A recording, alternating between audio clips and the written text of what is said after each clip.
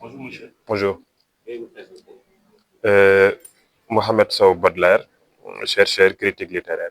Et pour les amis, Oh, ça remonte à mes années lycéennes. C'est mes amis qui m'avaient donné ce surnom. Parce que je lisais et parcourisais les poèmes des Fleurs du Mal. maintenant, vous êtes au niveau de la rentrée littéraire au Sénégal. Une première. À qu'est-ce que vous pensez de la rentrée? Donc, ça a été déjà une belle réussite parce que euh, on a innové par rapport aux rentrées littéraires que nous connaissions. Parce que pour le cas du Sénégal, on a allié le côté commercial et le côté scientifique et épistémique. Vous avez vu qu'il y a eu une grande cérémonie officielle hier avec une leçon inaugurale, deux panels, mais des expositions d'ouvrages aussi. Ce qui veut dire que les deux éléments ont été au rendez-vous. Les panels se poursuivent aujourd'hui et les expositions ici. Donc la grande nouveauté du Sénégal, c'est que la rentrée littéraire allie à la fois la dimension scientifique et commerciale. Et maintenant, hier, vous avez fait partie des intervenants de votre panel. Et le texte, il n'est pas le même. Alors, notre panel avait pour intitulé Plaisir du texte et plaisir de la réception. C'était un panel autour de réflexion sur le texte, sa création, sa nature, sa composition, mais également sur les éléments de réception. Parce qu'un auteur qui écrit pour le lecteur. Donc il y a deux éléments en face. Il y a l'auteur, il y a le lecteur et le texte au milieu. Maintenant, il fallait réfléchir sur l'auteur, sur le texte et sur le lecteur. D'où l'intitulé du sujet.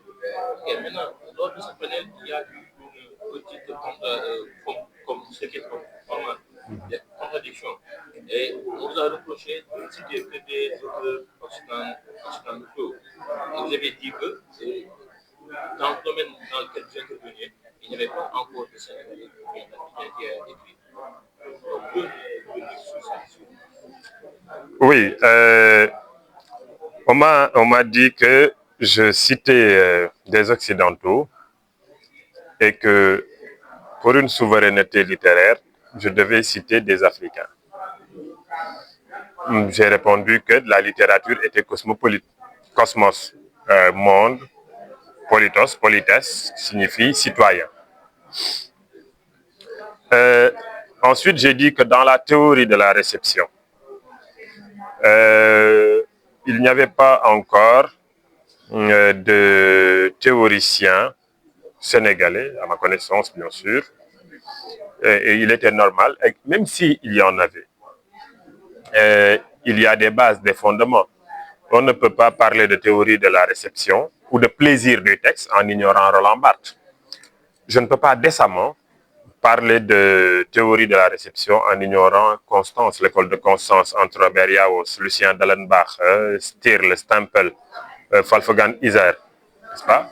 En ignorant aussi les Canadiens, Bertrand Gervais, Christian Van der Dorp et tout cela. Mais nous sommes en train, à notre niveau, de faire quelques recherches sur les théories de la réception. Et il en va de soi qu'il n'y a pas de théorie fixe. Ça ne veut pas dire que la théorie de Yaos explique l'ensemble des textes.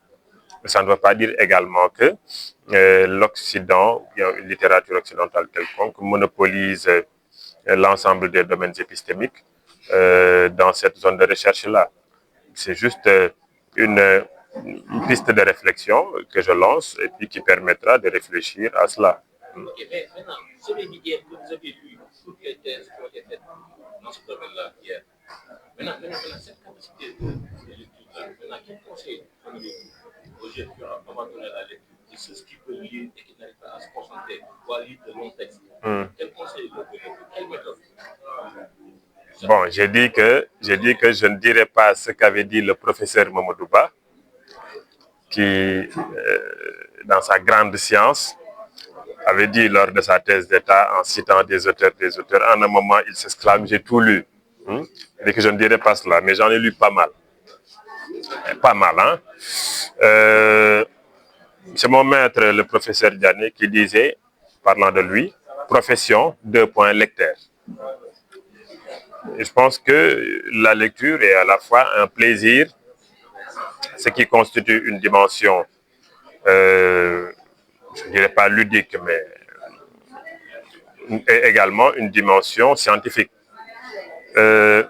Senghor disait un jour, j'ai longtemps lu par devoir, maintenant je lis par plaisir. Donc, la lecture est un exercice de l'esprit, féconde la réflexion. Le dialogue entre les textes féconde la réflexion. C'est Descartes qui disait que c'est une discussion avec les plus honnêtes gens de l'histoire. Honnête dans le sens des vertus, mais honnête également dans le sens scientifique. Ça veut dire qu'elle est primordiale, la lecture, pour l'accès au savoir. Non pas que tu seras forcément d'accord avec ce que l'auteur dit, mais que ça permettra d'entamer le dialogue, la discussion, la controverse, et tout ça mène au savoir, à la vérité. Maintenant, pour terminer, c'est que on est à l'ère de l'intelligence artificielle. Et l'intelligence artificielle s'enrichit des données qui ont été déjà produites. Une fois, j'ai entendu quelqu'un dire que pour que le Sénégal puisse développer une bonne intelligence artificielle, parce que le gouvernement est dans cette pensée, il faudrait que toutes les thèses qui ont été écrites pour que les universités au Sénégal. Qu'est-ce que vous en pensez? Mais les thèses sont numérisées. Toutes les thèses. En tout cas, toutes les thèses déposées à la bibliothèque universitaire sont numérisées. Et qui est accessible. bibnum.ucad.sn. C'est ça. Bibnum, BIB, NUM, bibliothèque numérique.ucad.sn. Tu as les thèses, les mémoires, tout ça. C'est accessible. So. Merci à vous.